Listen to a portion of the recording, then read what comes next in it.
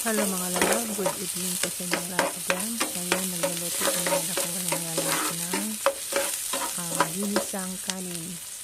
Of course mga lalaw, unahin natin panisa yung bawang sibuyas dahil yan masarap talaga sa fried rice. Itong fried rice ko mga lalaw, magkakaiba ito kasi ito nilalagyan ko ng ketchup at saka syempre inikos-mikos muna natin yung ating sangkap na bawang at saka sibuyas. So ayan mga lalab, yung iba mga lalab hindi naglalagay ng kamatis, pero ako gusto ko yung fried rice na may kamatis.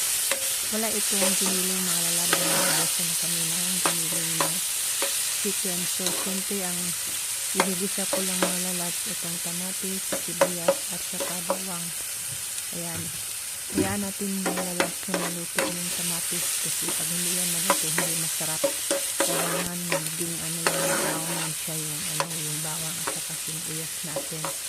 So of course mga lalab, hayaan lang natin yun maybe 5 minutes para masarap talaga yung ating fried rice. Ayan, pero depende po yun sa inyo mga lalab kung paano kaya magluto. Ito sa akin, ibig sabihin mga lalab na depende po sa bawat isa kung paano magluluto.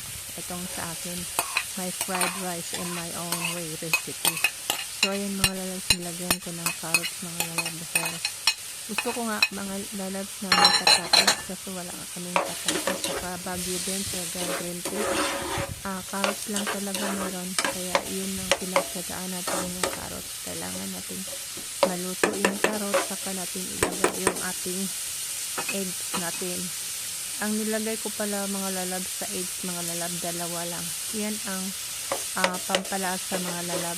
Cubes po yan, yung chicken cubes. Kasi wala na kami pork cube. At saka hindi kami masyadong gumagamit ng pork cubes mga lalab. Kasi panay luto ko chicken talaga. Kaya marami akong chicken cubes dito sa kusina. Ayan mga lalab. Yan lang natin maluto yung carrots o maging half cook. Saka natin maglagay ng ibang sangkap. Yun ang sinasabi ko sa inyo mga lalab na nilagyan ko ng ketchup yung ating fried rice. Yung iba hindi naglalagay ng ketchup. Itong sa akin mga lalab, try ko lang to mga lalabs kung masarap ba talaga yung fried rice na may ketchup. Parang magkaroon ng kulay yung ating niluluto na rice. Anyway, yung rice na niluluto natin mga lalab, pink rice naman. Pero hindi ko alam mga labat anong nangyari nung naluto na itong pink rice ko. Nagiging puti naman siya, nawala yung pagka-pink niya. Pero dito sa Thailand mga lalab, nakakaiba dito yung may mga 3-in-1 rice, may violet, may black, ayan, may red, saka may white na rice. So ayan mga lalab, nilagay ko na yung egg natin.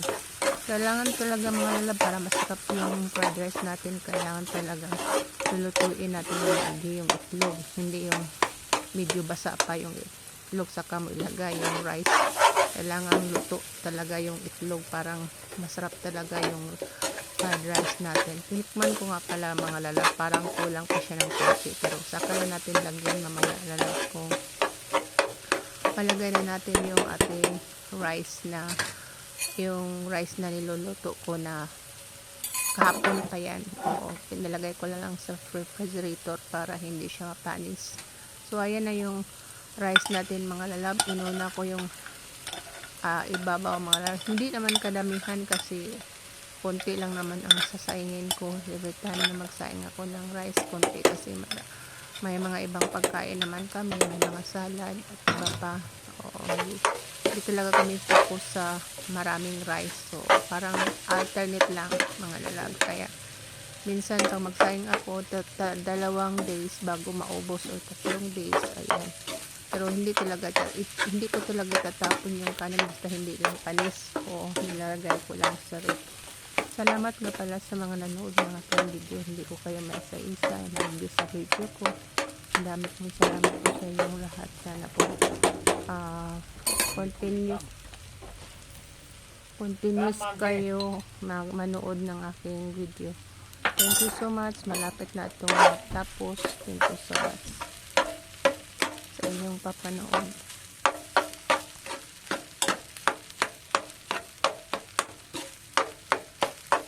Ayan po mga lalabs. naluto na yung ating fried rice.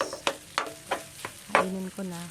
So, kakain na tayo mga galas. Thank you so much sa always pag-watch ng aking video. Maraming salamat po sa inyong lahat dyan.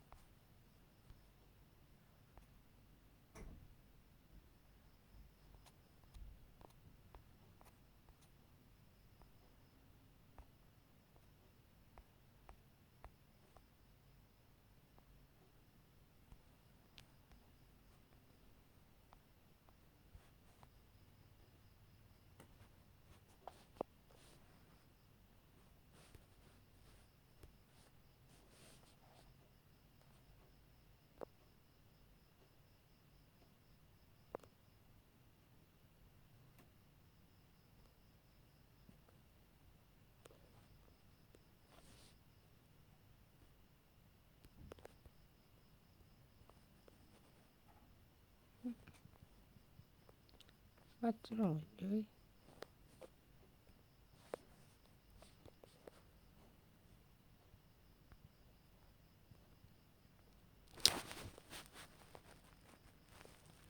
$7.20